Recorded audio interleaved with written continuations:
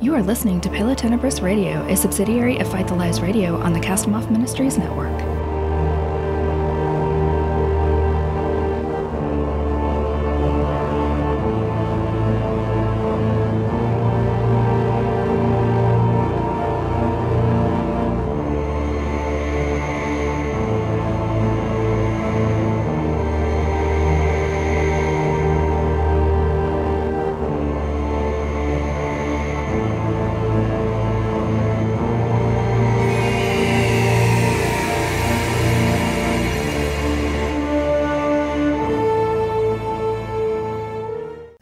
Welcome to Palo Tenebris podcast. This is Kelly, and I'm very excited to have you here with me on my inaugural episode. In this one, I'm going to go into a little bit about my backstory, just a little bit, and talk about what I would like to do with this podcast and why I'm aiming it at the demographic that I have in mind.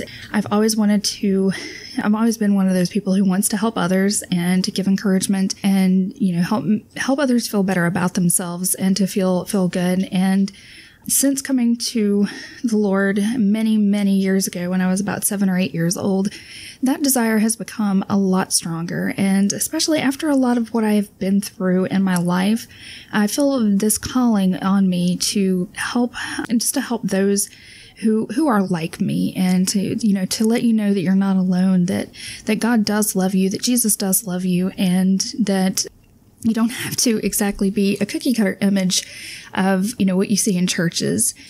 And to go into that, when I was growing up, there were certain movies that I liked and very much enjoyed. I always liked the Vincent Price movies. I had seen a couple of Bela Lugosi's movies and I had enjoyed them. And of course, there was always Frankenstein and the old Phantom of the Opera movies. And Phantom of the Opera is one of my absolute favorite books and absolute favorite musicals. But I enjoyed these, and for a time, my mom, allowed it. She let us watch it. But when she really started getting serious about her faith, she started giving into a lot of what the other people in the church were telling her. You shouldn't watch these things because they're evil and they're very bad.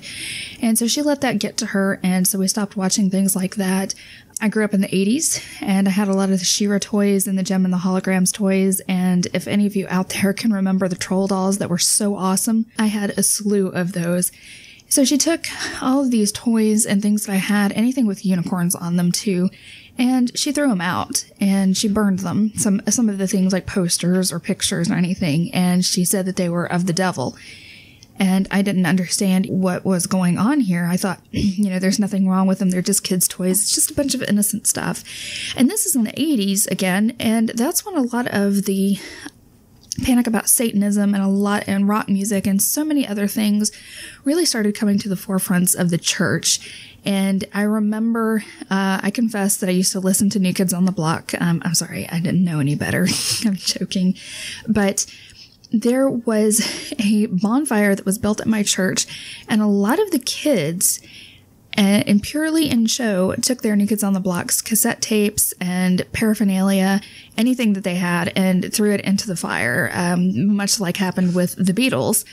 And my mom and other kids tried to convince me to do this, and I just said, I don't want to do this. I don't want to have any part in this because it's just going to be a false front. I'm just going to be pretending to be one of them and say that I denounce this stuff when honestly, really, I like it and I don't want to do it. Thankfully, my mother agreed with me and she didn't push me to do it. But as for the other kids that did do it, they went right back to listening to New Kids on the Block. And growing up in this church, it was very charismatic. And a lot of the charismatic churches, we're talking like Church of God, Pentecostal Holiness, you would call them the holy roller types. And they're the ones where people are running in the aisles or out on the floor and they're just speaking in tongues, which I will be quite frank, I find to be nothing more than a lot of gibberish. And this place was very, very religious.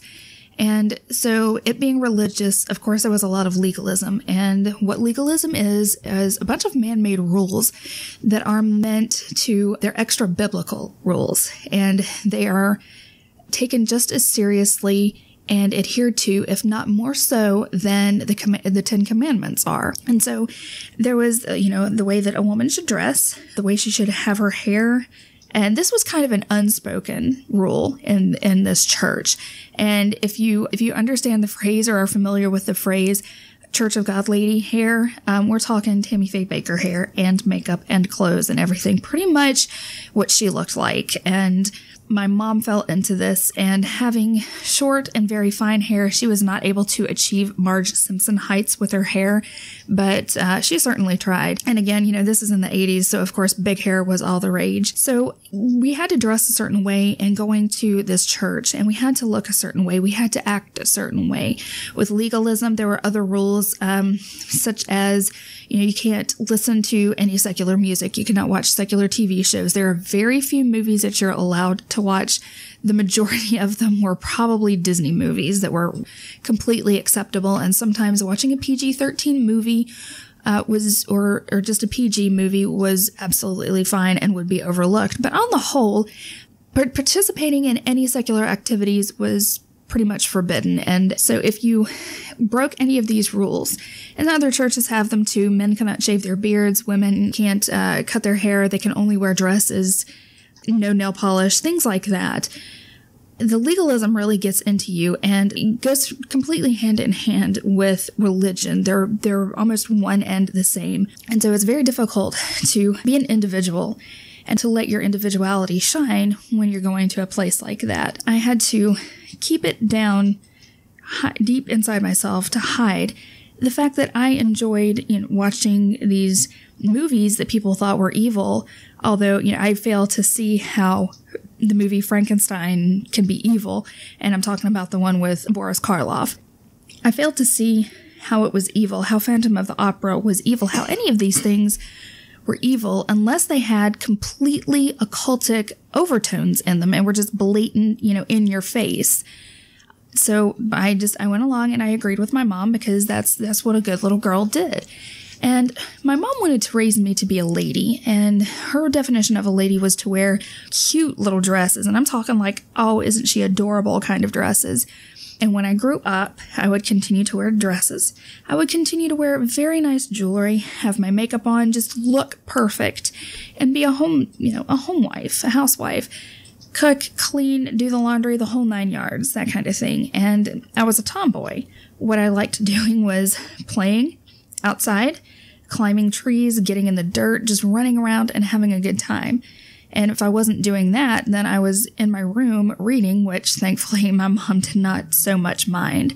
But as time passed, I started to find that I enjoyed wearing black, and that I preferred wearing black to wearing other colors. And I think the reason was that I just felt safe in it. I felt like it was this nice, calm color. It suited me, and I would, get some accessories. I had a vest and a belt and a bracelet set one of my grandmothers had given me, and I would wear it with that. And actually, it looked really good for a 12-year-old, and I enjoyed wearing it. And I would find, I'm okay with color as long as it's in some sort of accessory to black, whether it's, earrings or a headband, a belt, my nail polish or anything like that. And in the 80s, when all that stuff was just so rife, and, bands like Twisted Sister were being blasted as devil worshippers, and, there was the whole thing behind KISS, meaning Kings in Satan's Service, or AC/DC, meaning Antichrist, Death's Child, all that. Wearing black was synonymous with Satanism. It was synonymous with the bad guys, the bad things, with the devil, the whole 9 yards. And so, me not understanding, I looked at my mom and said, "Does it make me a Satanist that I wear all black?" And she just laughed and pretty much said, if you don't feel like you're comfortable wearing black all the time, if you don't feel like you should, then don't do it. And that was good advice. It was well-meaning advice. But what I would have said to my younger self was, no, it does not mean that you're a Satanist. It means that you like wearing the color black. And if it makes you happy and if you're comfortable wearing it, then by all means wear it. And if people think that you're a Satanist, well, that's their problem. All you have to do is just explain to them, this is the color that I prefer to wear, and I'm not a Satanist, I can assure you.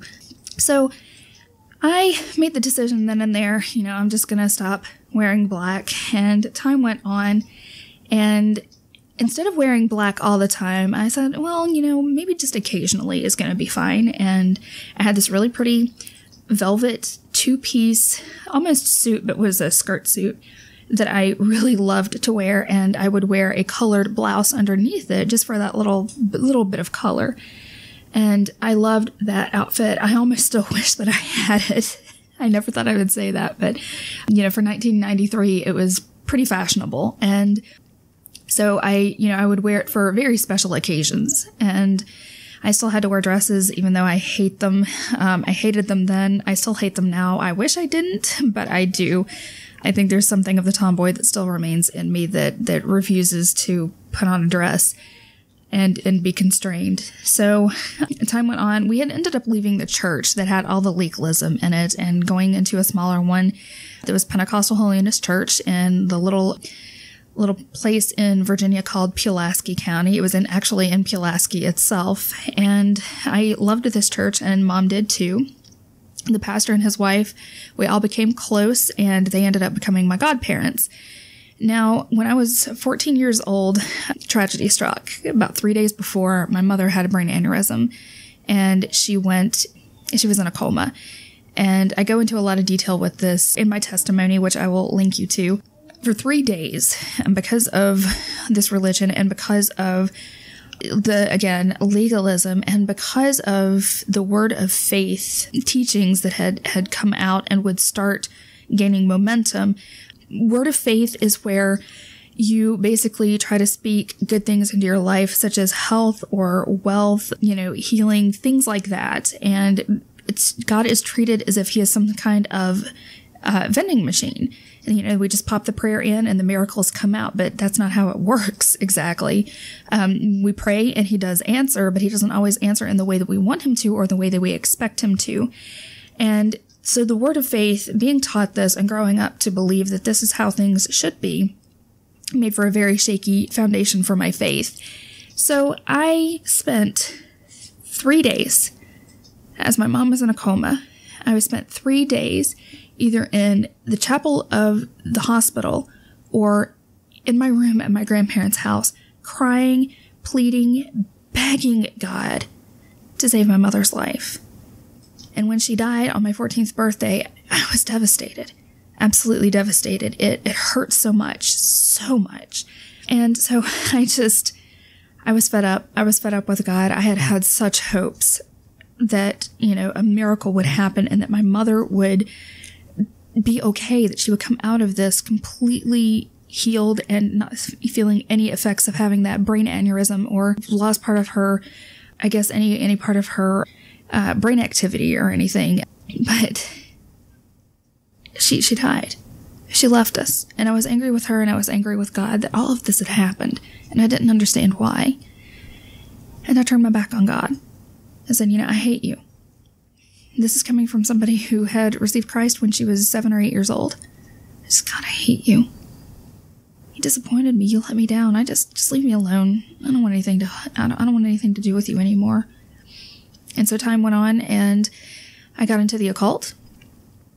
It started with me reading books by Edgar Cayce because I'd always had an interest in, the psychic phenomena. I have had several over the course of my life, more than my share of strange supernatural experiences, and I wanted to find out, where does it come from? What is it exactly? Is this really is a ghost really the spirit of a former living human being, or is it something else? Why do we have dreams that predict the future? Why do people know certain things? And the answers that I was getting from my mother and from the church, because the Bible said so or because God said so, never satisfied me. I needed answers. And so I started looking into these books that I was reading for all the answers. And when I was in high school, in my senior year, I became friends with a young man who was in a coven of witches. I was invited to join the coven, which I did, and I eventually became the high priestess of this coven.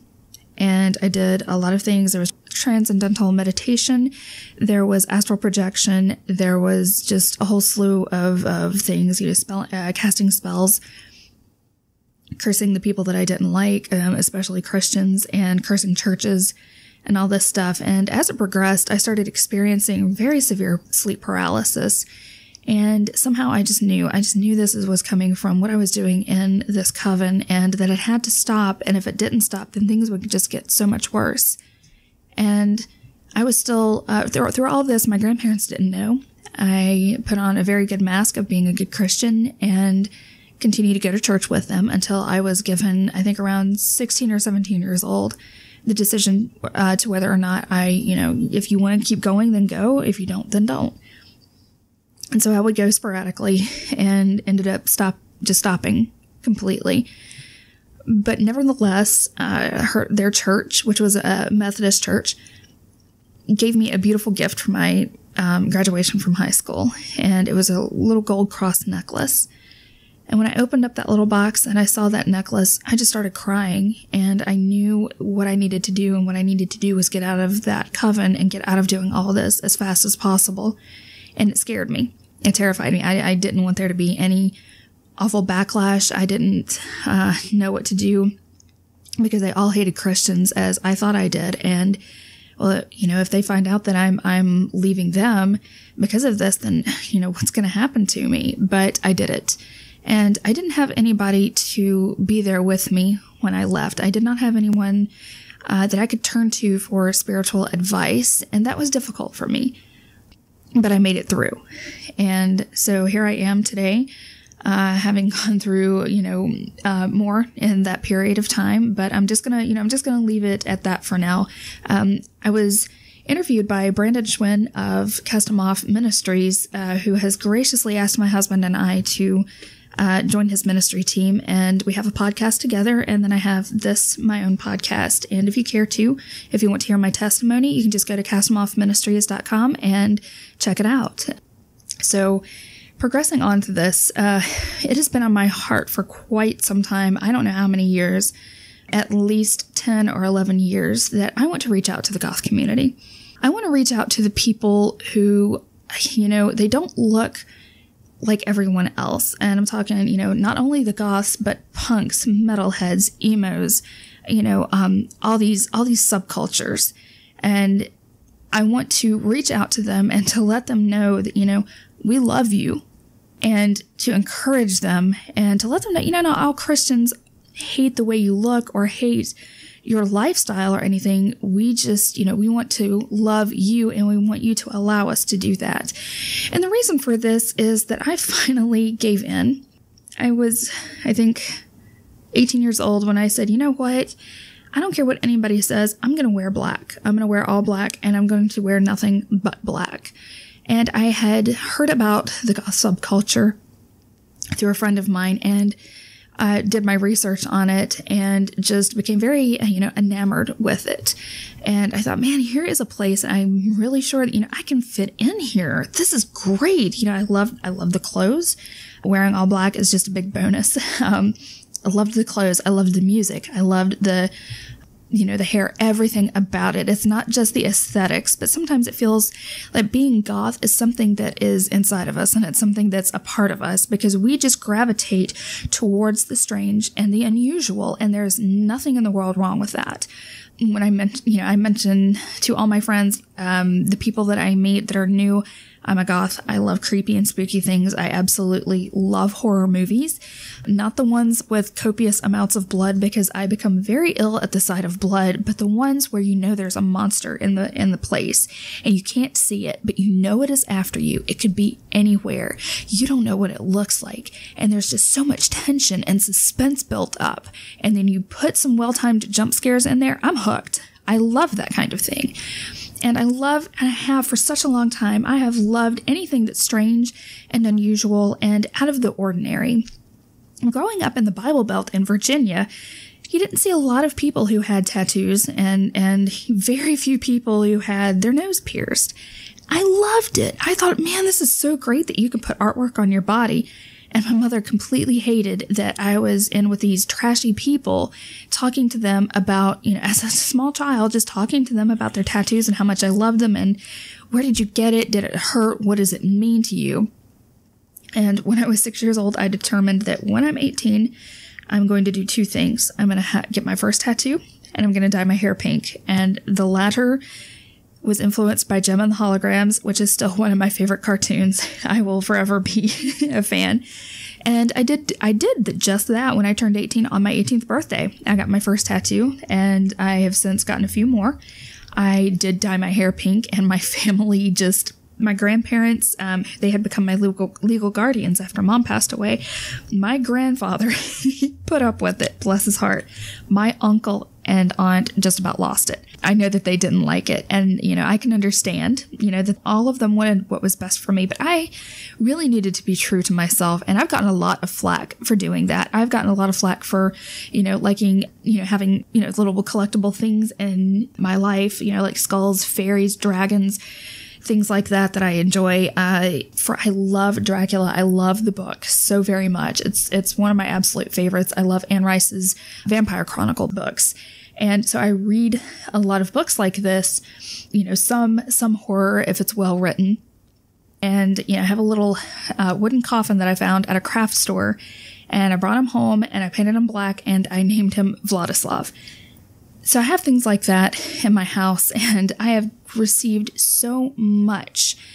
I don't know, in how to word, the reactions, but they were terrible. Just some people just hating it and telling me I'm going to hell. Other Christians telling me that I'm going to hell for having tattoos and piercings, and, for listening to some of the music that I listen to, for all this stuff. And I just look at them and I say, you've got it wrong.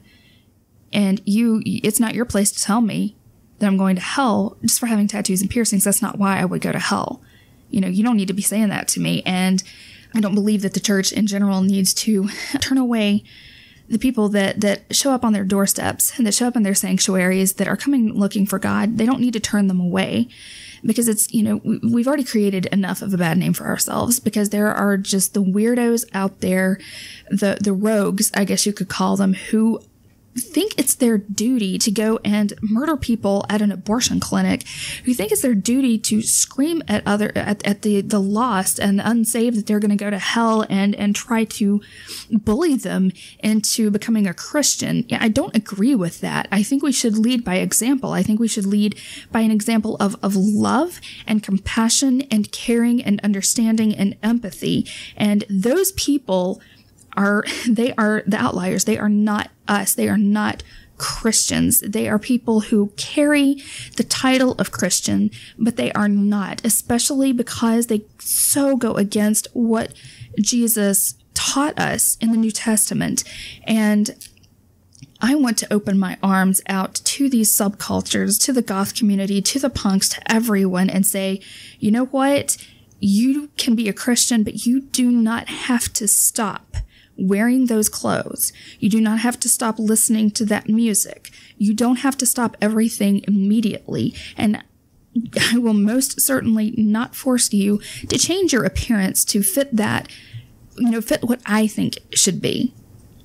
Now, when you accept Christ into your life, when you are saved, God changes you. And it's a continual change. It is a change that lasts a lifetime. It's always ongoing. You're not going to some people immediately, if they're, drug addicts, or if they smoke, or if they're alcoholics, some people will immediately just quit that stuff, and others won't. We're not the same. Not all are the same. But there is a way to, reconcile being a goth and being a Christian. And if you're listening to this and you don't know what the goth subculture is, it's a culture that originated between 1979 and 1984. The Goths were originally, it comes from that Germanic tribe that was originally regarded as barbaric by the Romans. And it was also, there's the Gothic architecture, but goth, the subculture, originated, around the 80s. And what happened, it came from punk. And the early goths, they dressed similar to punks, black being the preferred color for their hair and the clothing. Sometimes there was red or white or purple. They preferred to wear silver jewelry. The makeup, white foundation with lots of black eyeliner. And it was sported by both men and women. There was a lot of fishnet. There still is. Fishnet is awesome. The hairstyles started out as a mohawk, but it was wider and the hair was definitely bigger. And it's just evolved to now where people, will have their hair down. They might have it done up elaborately. They might wear synthetic dreads, or they might have their hair in actual dreadlocks. It just depends. There's different types of goths. There's cyber goth, Victorian goth, traditional goth, which they dress more like they did back in the 80s. There's a pastel goth. There's so many different types of goth. And I guess you could call them like almost a subculture. They're in their groups. Each have their own music preferences. They have the clothing styles that they like. But what unites all of us is that we are part of the gothic subculture. We like spooky things. We think bats are adorable. And this doesn't really necessarily go for all. But in general, if you look like a goth and you like goth things like the music and the nice spooky and creepy things, then it's kind of generally agreed that you are a goth. Now, if you're a goth and you like going to the beach like I do, I love going to the beach in summertime. If you listen to non-goth music, if you like to listen to 80s pop music or 90s pop music or current pop music, if you don't like bats, but if you love puppies and kittens and the color of pink, that doesn't make you any less goth. It just means that you're an individual with your own personal tastes, your own likes and dislikes, and there's nothing wrong with that. And there's a problem with elitism and the goth community, but there's always going to be elitists, no matter what culture or group that you see in America. And so that was just to kind of give you a little bit of background information on the gothic subculture. And the music itself grew out of punk. It was later somewhat influenced by industrial. And so now goth music does incorporate electronic sounds in the music. And there are different goth bands that you can find on Google. My personal favorite is The Cure. I love them. But, you can, of course, get on Google and just look up these different bands, these different artists, and, find something that suits your own personal taste. And I grew up in a small town, and when I embraced this gothness about me, I embraced everything. It was a little bit of interesting. And so I had to do a lot of searching and looking, and there was a lot of trial and error in everything that I did and the way I did my makeup, or sometimes, the clothes that I wore. And back then I was a blonde. I'm a blonde again now. And to me, it just looked so weird for me being a blonde and being a goth, but I didn't care. And that's another thing, as tattoos and piercings have gotten more popular and have become more mainstream and more socially acceptable, so has different hair color, such as pink or green or blue or a rainbow or whatever you want to do with your hair, whatever style you want it in, whatever color you want it in. And that makes me happy because I see the things that I have always loved gaining popularity and becoming acceptable in the workplace. That's a huge step for me that I see as a huge, huge step, because it's really wonderful to be able to embrace your individuality like that. Now goth is a dark aesthetic. It is, I think, what a lot of us are drawn to. We're drawn to the darkness, aesthetically, and it's not necessarily a darkness that relates to evil, but some of us find comfort in that darkness, and I guess in some of these places that, we would go to, and I know it sounds kind of weird, but I don't mind going to cemeteries. It doesn't creep me out or anything, but I think places like that are lovely. I think they're beautiful. I think there are certain places, certain buildings, structures that are dilapidated and old and broken down and run down. To me, they're beautiful because they've got such a story to tell. And it might seem a little bit unusual that I like that, but how do I reconcile this, which people would associate with death? How do I reconcile that with being a Christian? This is how I do it. I know where my limits are. Having been in the occult and experiencing all that stuff, I'm really careful. I don't have anything that's shaped or patterned after, a Ouija board, because I don't like that. I don't like that kind of thing. There are certain movies that I won't watch. There's certain music that I won't listen to. I'm very careful about the music that I do listen to because I'm more concerned about the lyric content in it. And so I won't listen to anything that's got a whole bunch of swearing in it. I know what my limit is, and I don't let those things get in the way of my walk with Christ, because I believe that if I should just let myself slip even just a little bit, I'm going to go back to where I was. And I'm going to go into a territory that I don't want to go into. And I'm not talking about, slipping and going back into the occult. I know I'm not going to do that because I really learned my lesson. But I'm talking about, for a long time, I've had a problem with swearing and cussing. And I've been working to stop doing that. And admittedly, sometimes the occasional swear word slips out. So if I listen to music with a lot of swearing in it, I'm probably going to kind of slide back into that habit. And, it may be a forever thorn in my side, but I know my limits and I know my limitations. And I don't allow any of this to get in the way of my walk with Christ. And actually, I feel that in being a Christian goth, I have the best of both worlds. I have the light. And even though I like the darkness, I can bring that light with me into the darkness. And that's what I, definitely hope to do, is to go into what you could call the dark places. And by that, I mean places where there are people who are down and out and just unhappy and with themselves or with their situation or anything that's going on. And I can go and I can let the light of Jesus shine through me to these people so that they can see it, and so that their dark places, their darkness will be dispelled, and that they will see, that there is hope, and that there is a way for them to live a good, full life. And, not saying that being a Christian is all hunky-dory, not saying that it's candy and roses. There's difficulties. It's life. And there's always going to be difficulty in life. But however, we have been transformed by the power of our Messiah.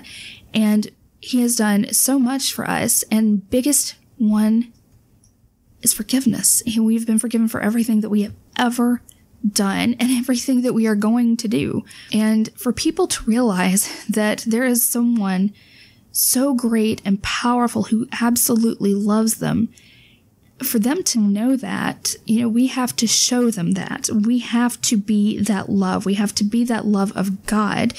Because if we just go around condemning people and telling them they're going to hell, that's not love. That's not showing them love. We have to be willing to extend our hands out and to say, let me tell you my story. Let me tell you what I have been going through. I understand where you're from. I understand. I have been here. I have been there. I want to help. And, without any pretense or anything, without trying to get more people into a church, anything like that, we really need to love, and we need to show God's love to those around us. And that's what I want to do in my life and through this podcast, and letting people know that if you're a Christian and you like to listen to heavy metal, that's fine. If you're a goth and a Christian, it's fine. If you are emo and a Christian, it's fine. If you're a punk and you're a Christian, it's fine. If you like certain music or certain styles of clothing or certain movies, things like that, it's absolutely fine that you like that. Becoming a Christian doesn't mean that you have to give up too many things. You have to give up sin. And at first it's difficult. I want to say it gets so much easier. And there are times that temptation is going to arise, but because you're a goth or a punk or whatever, and you're a Christian, doesn't mean that those two cannot coincide. It doesn't mean that they cannot live together. They can. You just need to know your limitations, your own limitations, and what your limitations are not going to be the limitations of others. I really can't stand watching movies that have really hugely occultic tones in them because they bother me. And there's just something about them that makes me feel uneasy, so I stay away from those. There are some bands, that I once liked, and I can't listen to them anymore because I feel a little bit of a disturbance in the force when I listen to them. But, no matter what you look like, it doesn't matter. It's what is in your heart that matters the most. And I'm going to tell you that Jesus is not going to condemn you because that's, he didn't come into the world to do that. John 3:17, everybody's familiar with John 3:16, for God so loved the world that he gave his only begotten Son, so that whomever believes in him shall not perish but have everlasting life. But the very next verse, for God did not send the Son into the world to judge the world, but that the world might be saved through him. And I find a lot of the time now the word judge is being thrown around. It's don't judge me for this, don't judge me for that. Don't judge me for liking the Backstreet Boys. Don't judge me for watching this thing. Don't judge me for eating this. Don't judge me for drinking this. Don't judge me for being the way that I am. I think the word has lost its impact and being used so much. But the thing is that Jesus didn't come to condemn us. He didn't come to smack all his naughty children and tell us what a bad job we've done. He came to save our lives, to literally save our lives. And it means an eternity with him as opposed to spending an eternity without him. That's what hell to me is. It's an eternity without the presence of God. It's an eternity without Jesus, and I do not want that. And so there's these pastors here who are going, I shouldn't even just aim at this at pastors, but there are pastors and there are Christians who are going outside and there are just, maybe they mean well, but they're yelling at people, they're badgering them, they're literally trying to beat them down and into becoming a Christian. And people are just going to say, okay, I'll do it. But they're not going to mean that. That's something we need to stop doing. And we need to remember that God did not send the Son into the world to judge the world or to condemn the world, but that the world through him would be saved. That's the main theme. That is a lot of importance in this. And that is something that I'm striving for, to not condemn people, but to show God's love to them in everything that I do and all the words that I speak.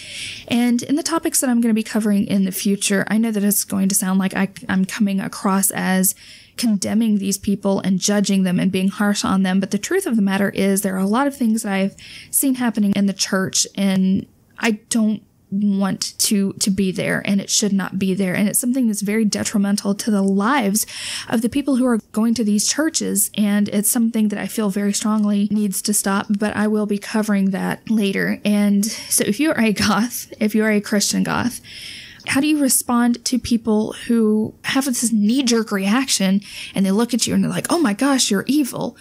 Well, you can sit with them and you can have a good conversation with them. And we tend to make a snap judgment whenever we see somebody's appearance. And if it doesn't match up with what we like, then of course that opinion is going to be very negative. You cannot get to know somebody just by the way that they look. You could have one of the most evil, foul-looking people in the world and could be just as sweet as sugar. And likewise, you could have someone who is beautiful and is just the image of perfection, but is just absolutely an awful person, just a terrible personality, rude, cruel, nasty, and mean. So just sit down with these people and look at them, smile at them, say God bless you to them. Don't react out of anger, don't react out of hatred, but love them and let them see by your actions the kind of person that you really are. That's really the only way to get through to people, is to let your actions and your words walk together. Walk the walk, talk the talk. Instead of saying one thing and doing something else, you can say and do the same things and make a greater impact on the lives of those around you than you would if you were being an absolute, complete hypocrite.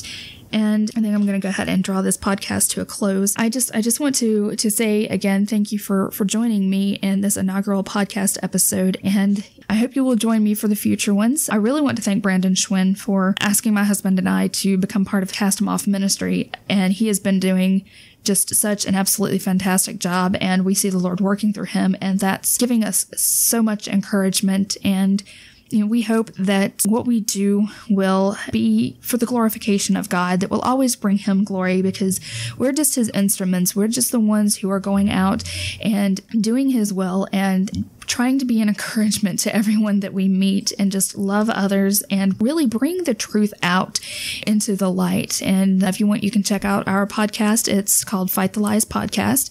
It's also a part of the Cast Him Off Ministries network. And again, I would like to thank you for joining me today. I hope you all have a very, very blessed day. Paleo Tenebris Radio is a production of Fight the Lies Ministries. Visit us at ftlradio.net. This program is released under Creative Commons Attribution, Non-Commercial No Derivatives 4.0 International License. Intro and outro music by Kevin MacLeod at incompetech.com.